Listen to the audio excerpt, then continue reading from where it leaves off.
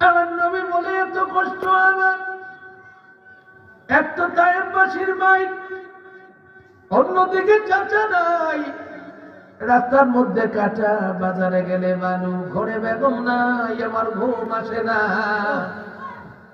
আমি ঘুমের জন্য চতুর্দিকে ছোটাছুটি করি, কিছুতেই যখন ঘুম আসে না, একদিন আমি আল্লাহর ঘরের পাশে চলে গেলাম, মাথাফের মধ্যে আমার শরীরটা রেখে, আমার মাথাটা হাতিমের মধ্যে রেখে আমি ঘুমায় গেলাম। সুবহান সুবহান সুবহান।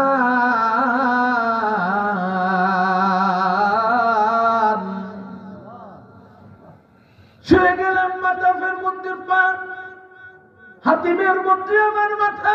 পুরান হাজি যারা, তারা দেখেছেন আগে হাতিমের মধ্যে ঢুকা যাইত, আগে হাতিমটা খোলা ছিল। আমার আল্লাহ আমাকে তৌফিক দিয়েছে, আমি আমার নবীর সুন্নাত আদায় করার জন্য অনেক টেকনিক করে আমার শরীরটা মাথায় রেখে একদিন আমি হাতিমের মধ্যে একটু মাথা লাগায় শুয়ে গেছি।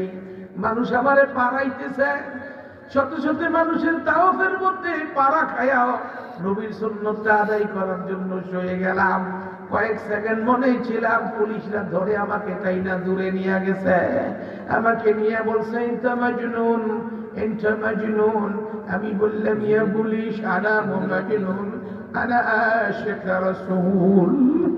পুলিশেরা সঙ্গে সঙ্গে কপালে চুমু খায় আর গর্দানে চুমু খায়। সিনিয়র পুলিশ বুকে জড়া কাঁদে, বুঝতে পেরেছি তুমি লাইলাতুল মেরাজের আমল করতে আসিলা, কপালের মধ্যে একটা চুমু খাইয়া আমাকে বলছে আমরাও সহায়তা করতাম, কিন্তু মানুষের পাড়ায় পড়ে তো মরে যাইবা।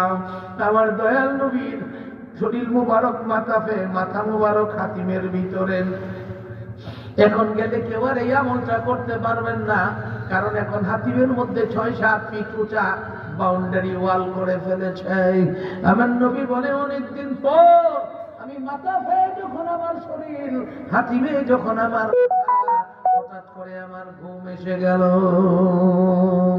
আমি ঘুমাইতেছি, কতক্ষণ ঘুমাইছি জানি না, তবে বেশি সময় নয়। হঠাৎ করে দেখি কে জানি আমার পায়ের তলার মধ্যে হাত দিয়ে আদর করতে আছে।